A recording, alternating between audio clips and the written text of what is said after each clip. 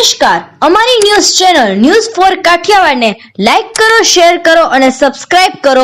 News for Kathiawad. નમસ્કાર.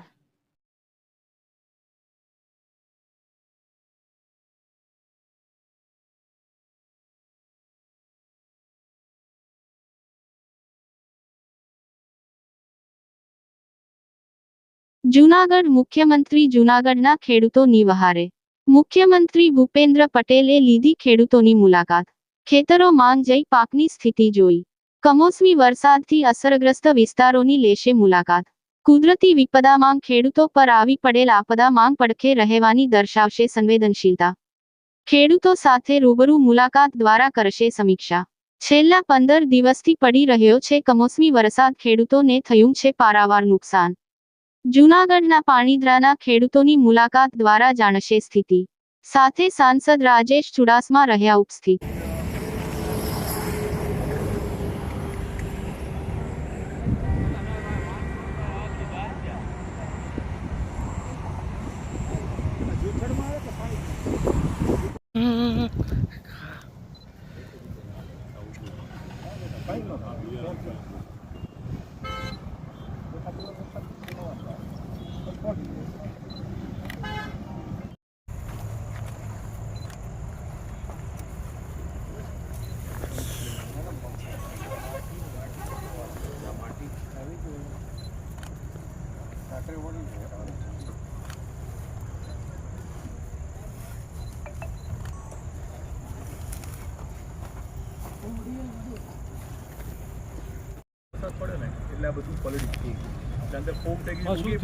નવરાત્રી ઉપર કાઢીને જે ખેતરમાં પડી રહે ને એ વીણી ન શકે, એ ઉગી ગઈ બરાબર.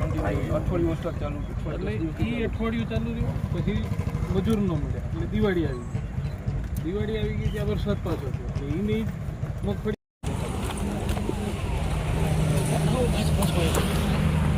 મારું ગામ જુથળ, મારું નામ છે તળાવિયા ભરતભાઈ રીતભાઈ તળાવિયા. અત્યારે જે કાંઈ મુખ્યમંત્રી સાહેબે અમારા ખેતરની મુલાકાત લીધી અને અત્યારે જે કાંઈ પાક 80-90% ફેલ ગયેલ છે, ઉગી લાગેલ છે, તે પોતે નજરે જોયેલ છે. અને અત્યારે જે કાંઈ કમોસમી વરસાદની હિસાબે જે કાંઈ નુકસાની થયું છે એની હિસાબે મુખ્યમંત્રી પણ આમાં થોડાક સહમત છે. અને એને અમારી એટલી અરજ છે કે અમારું પાક ધિરાણ છે ખેડૂતનું એ માફ કરે.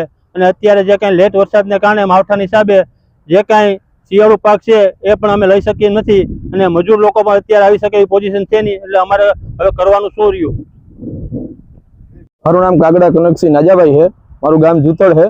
આજે જુથળ ગામના હાઈવે ઉપરના ખેતરની મુલાકાત સીએમ સાહેબે લીધી છે આજે. અને એમાં પાક વળતર માટે તો માંગણી કરી જ છે, પણ અમારા જે વીમો છે એ માફ કરવા માટે, પાક ધિરાણ માફ કરવા માટે સાહેબને રજૂઆત ખેડૂતે કરી છે. એટલે એમને એવી આશા છે કે સાહેબ પાક ધિરાણ માફ કરે છે. કેટલું નુકસાન છે? નુકસાન 80 થી 90% જેવું નુકસાન છે.